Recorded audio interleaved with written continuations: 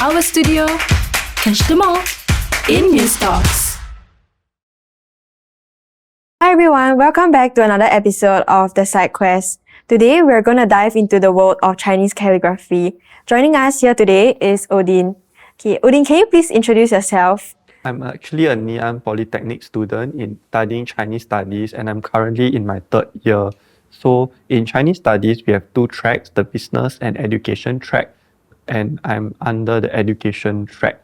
So Chinese calligraphy is one of the CCAs that I've chosen to take up in the course of my study in Ngee, and I've managed to find myself in the position of the president of the CCA. Yeah. Oh, so you're the president? Yes, I'm actually the president of the school's Chinese Calligraphy Club and the Tabletop Games Club. So two CCAs in total? Yeah. Busy man, okay. I respect that, okay. So, do you have CCA sessions every week, or when do you usually practice your Chinese calligraphy? We actually have CCA sessions every Tuesday and Thursday in school. But apart from that, I do practice some calligraphy in my own free time at home. And there was a period of time where I also took calligraphy classes outside. Outside? Like classes? Like those classes in the CC or RC.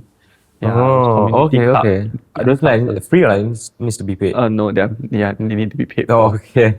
Yeah. Okay. So how do you actually start going about doing Chinese calligraphy? Because not many people do Chinese calligraphy, especially youngsters. So how do you get into this?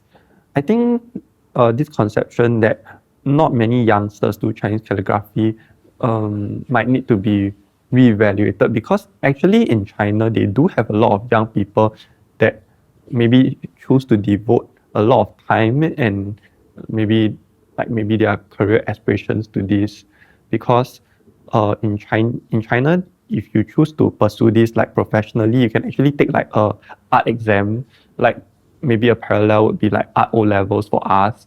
Yeah, so they actually have things like calligraphy O levels, if you want to, as an analogy. Yeah, so there are people who, at least in China, who study this subject very seriously.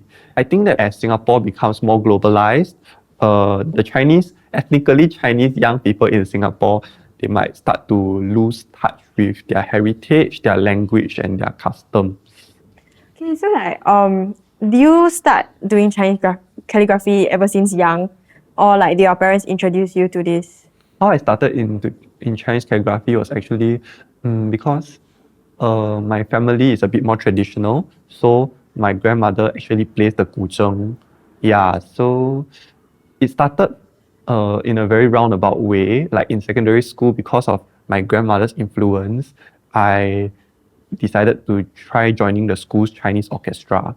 Yeah, then when I came to poly, I wanted to try something new. So I thought to myself, okay, what would be complementary skill sets that would be suitable for me to try.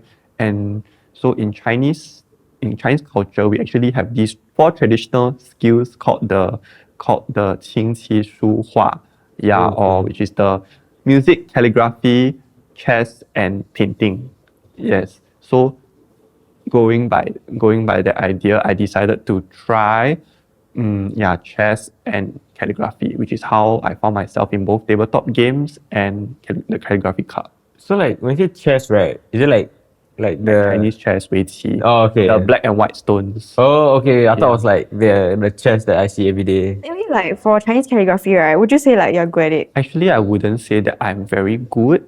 Maybe I would say that I've read a bit more and had more time to practice. So I'm actually quite interested in Chinese calligraphy, to the point where not only have I taken lessons both in and out of school, I've actually bought Chinese textbooks, on Taobao. So those textbooks, is it those primary school Stella handwriting where you outline stuff? Yes and no. So in Chinese calligraphy, one of the most direct ways to learn is by imitation. So you can pick your favorite Chinese calligrapher, and then you can just imitate his handwriting and learn from his style. One of the most important principles in Chinese calligraphy is change, natural variation. Because yeah, you know how we sometimes we praise our friends and say, "Oh, your handwriting is so good. You write like a printer." But that's actually that's actually not a compliment in Chinese calligraphy. In fact, that's an insult. Oh, insult. Yeah, Okay. like to say that someone writes like a printer, because in Chinese calligraphy, we always tell ourselves, right, like there's so much AI and printers in the world. Why do we need to fight to be an AI or a printer? So you do need natural variation, but like what I said, it has to be natural. So there's two things to natural variation, right? Natural and variation. So firstly, your variation has to be there. So for example, like in Chinese words, in Chinese words we have like radicals, right? Like the 偏旁部首. Like for example, if both of them have like I don't know, like for example 提手旁, yeah, the hand radical, right? Yeah. Like two words in front and right next to each other, Yeah. you actually have to make sure that the two hand radicals look different from each other. Yeah, you have to intentionally make them look different, even though you are writing the same thing. You have to make it look different. Yes, the other point is natural. So yes, you are introducing variation, but it has to be reasonable. Yeah, you cannot just write it in a way that is very irregular and call it variation. Yeah. Okay. Okay. What were you laughing at now? No, because like he was explaining the Chinese Radical. no, the what is it, the strokes. But then do you understand? Yeah, I understand. okay. But when he mentioned radicals, I understand because like some characters What is is made up radicals? of like different. It's hard to explain. But Like for example, this word. I think you notice that these two words they have this thing on this like out thing on the outside on top, which is actually the door radical. Yeah. Like we call this 门字框 in Chinese, right? There's these two things here and these two things here. Yeah. So if I were to write this like in my own calligraphy composition, I actually have to make sure that I write these two radicals differently. And these two also. So like okay, so this is 土, right? The radical for like earth or soil. And there's also one here. So you will notice that here, there's this hook upwards, right? And here, the hook upwards, yeah, it's still there, but there's this hole There's a here. hole, yeah. And there's no hole here. And that's intentional. yeah. Oh. Yes. Okay. That's so cool. Okay. Wow, okay. Okay. So like before you start like doing Chinese calligraphy, right? You plan out like your strokes first beforehand. Or did it come like second nature to you? Yeah. It's okay if you don't plan, but there's two ways to do it. There's one way is to do a draft and revise your draft. The other way is you do it as you are writing, but you have to keep track. So like for example, one way is to write every single word out and then plan, oh, how am I going to make this word different from this word? The other one is you write it naturally. So let's say you write it from here downwards, and when after you write this word, because you know that you need the same radical, you tell yourself that I have to make a change here. And then again, when you write down, right, when you write to this word, you remind yourself, because I've already written this radical, I need to make that change here. Yeah. So you can either do it as a draft and make the changes very intentionally, or you can do it spontaneously, but you remind yourself that there's a time for me to make a change here. Oh, okay. So like let's say somebody also wants to like get into Chinese calligraphy. What should they do? Like what are the steps they should do? Should they like buy their own brushes or paper or what? I think the best advice I can give to anyone interested in learning Chinese calligraphy seriously is to find someone that knows what they're doing and learn from them. Like, because like what I've said, there's a lot of misconceptions amongst the few people who are interested in calligraphy, right? Like what you've mentioned, calligraphy is not so popular in Singapore. But even within that subset, I would say that there are a lot of people who have learned it the wrong way, you know. What if you want to like just like something you want to just try out? There are textbooks for that. Yeah. So if you want to do that, I guess you can go and find a more like well-established publishing brand and like find their books. I think in Bras Basah complex, right, there are quite a few calligraphy bookshops, and I think you should be able to ask the counter for like entry-level tutorial books. Yeah. Because I think because you mentioned how if you want to get serious into find a teacher or somebody really knowledgeable or skilled at it, right? Because I feel that aspect of needing to find a professional, I feel it scares off people from wanting to try. That's why I asked is there any self-initiated way of getting into it? Then from there, once they develop the interest in it, a genuine interest, that's where they can take the next step of finding a professional. You're making a good point that I feel that it might scare off a few people, and I think that in the internet and social media is Not reliable, is it? not reliable. Yes, so there are good videos like entry level tutorial videos on YouTube or Bilibili or Douyin, and Xiaohongshu as well. But there are also those tutorials from people who may have learned it the wrong way. But of course, they are just passionate and they want to share their knowledge, which is fine. But then they might end up misinforming some of the people who are just learning. So Reddit is a bad idea. Definitely not. Okay. Well, okay. So let's say you want to buy your own brushes to get started. How much would that cost? Entry level, even let's say including those textbooks and stuff. A textbook can sell for around 8 if I'm not wrong. Yes. And like what I've mentioned, I've taken courses outside, right? And for new students, the material fees are about 20. Okay. So I think another thing that people might be scared of in Singapore is because their Chinese knowledge might not be so good, right? So people who might not have prior Chinese character knowledge, they also can try to learn.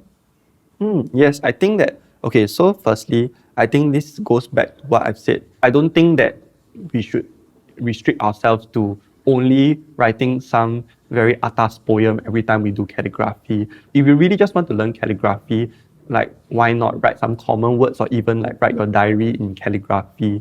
And the teaching of calligraphy and the characteristics of Chinese words, I do think that these are things we can teach in English. I think you can tell that I've tried to make a point to try to not use that much Chinese, or if I had to, I would at least try my best to translate it in English.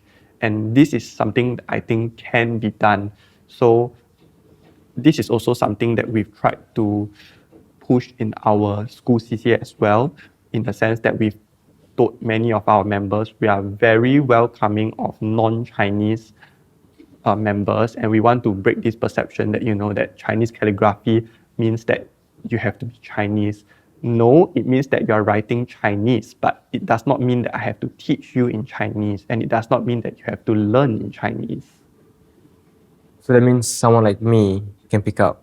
Yes, because you said you've mentioned that you learn Japanese, right? Yeah. So you definitely have experience with characters, Yeah. Chinese characters, and given that you even have a background in Chinese characters from learning Japanese, I think you'll be perfect as a non-ethnically Chinese member of Chinese calligraphy. Okay, so since you mentioned how it is doable for someone who isn't ethnically Chinese to learn, so let's put that to the test. Let's have you teach me on just maybe the basics on Chinese calligraphy, and you can also.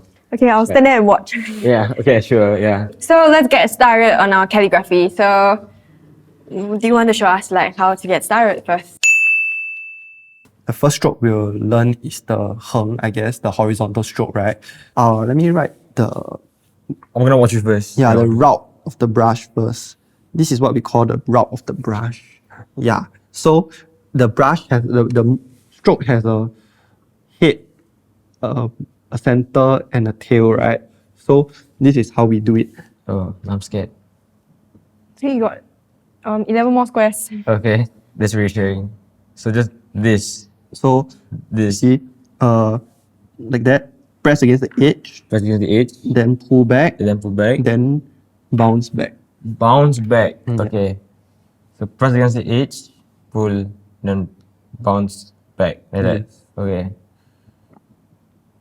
I'm scared. Why am I so I scared? can see you trembling. You can if you are trembling too much, you can use your left hand as a rest for your Oh, wrist. whoa. It's okay. You're not gonna Wait. get fame for not No, knowing how to I hear write. that. Okay, so Yeah. just press like this and just something like that. Okay, that's really. Uh, Okay, why is it like that? So what you did is you wrote using the side of the brush. So I'm supposed to use the tip, Um, or like a mixture of both.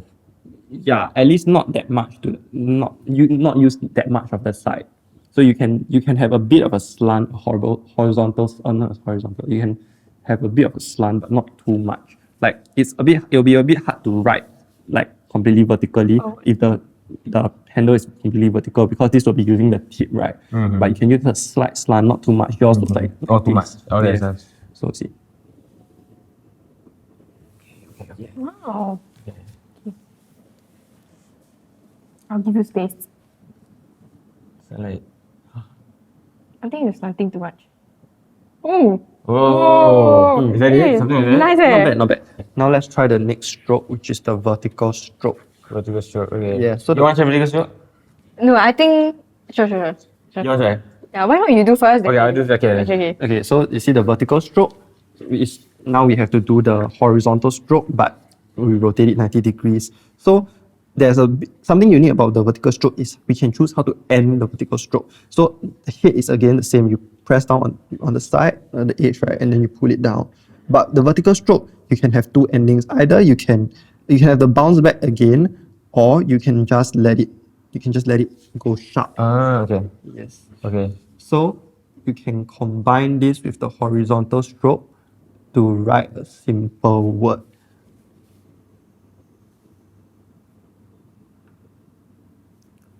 Yeah, You know what that means. What does it mean? 10. Oh, yeah, right, then, okay. Yeah. So it's. And one thing to note is that the 10, you write it like a flat diamond, flat parallelogram. It's not a square. Yeah, you shouldn't write it as a square. Wow. Yeah. Okay. You want to give it a try now? Yes. Alright, go crazy. Hey, but like you write until like quite nice. Later I run to them. Mine is not nice. Hey, like that. No, the whole thing. Let me get you more ink. What's that? What is this? Water. Or just water? Yeah. Like, must it be like tap water or distilled water? It's just it can both is fine. Both is fine. So this water Yeah, is fine. as long as it's clean water, it's fine. I think Singapore water quite clean lah. Yeah, as long as it's not like your fruit juice or something. Okay. Laundry water. Okay. How? I think a bit short ah. Yeah, I had a problem. Like the brush was like too long for my. So you can control where you hold. Okay, I forgot to mention how to hold the brush like this, like a gun feel, like this. Put the fingers here, 2 fingers on top, 2 fingers behind, and then the thumb horizontally to fix it in place. Okay. My pinky Your is a bit. thumb can move up a bit. Yeah. Okay.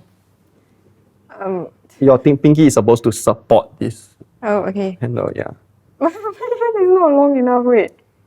You Am I can supposed to hold- be? Not so straight. Okay. No, you can hold lower. High or low is up to you, whichever makes you more comfortable. And don't hold it so straight. Okay, like that. It's opposite problem of mine. Yeah. Okay, wait. I forgot how to do it already. Oh no. It's okay, it's okay. So for I tried. so the problem is that for your strokes, there isn't that leaning against the edge of the brush. So I have to what I do when I write is I do this. You see, right? I press against the edge and then I bounce back. But you are just touching it and then pulling like this, which usually produce a round head, which is not wrong. It's just not common in this style. Okay, now the last stroke we can try learning for today, the stroke to the right, the swipe to the right. So the word for people, right? Okay, so the stroke to the right is like, there's this triangle here. Yeah. So we can write it like this.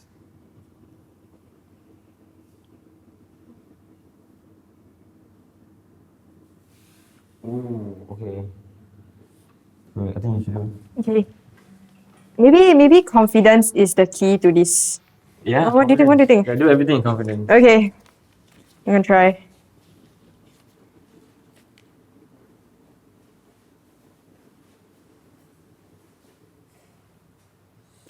It's good. It's not bad. It tilted like the other word because I was trying to make the triangle and then I drew it too long. So you must have I wrote it too long. You must use strength here, and then like this. Go like that. So not just use the even strength and then push out like this. If you use an even strength, right, you won't see the triangle. So you have to.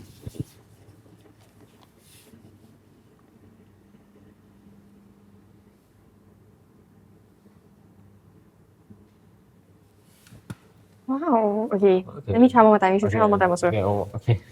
Last one. Last one.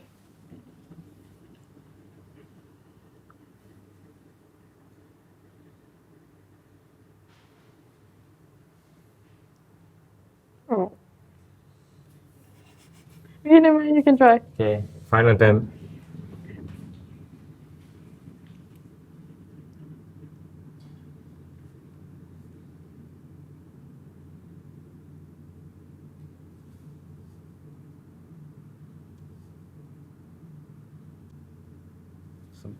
It says the same problem flag. Okay. Well, let's end it here. Okay. So after all that, here are the fruits of our labor. So what do you guys think? I think we did a pretty good job. Not bad, since it's like my first time holding a brush in like years. Okay. So how do you feel today? Like trying out like Chinese calligraphy? This was an experience, a good experience. It was quite fun. It's definitely more difficult than I thought it would be, mainly because of like holding a brush. Maybe it's because I haven't held a brush in a while.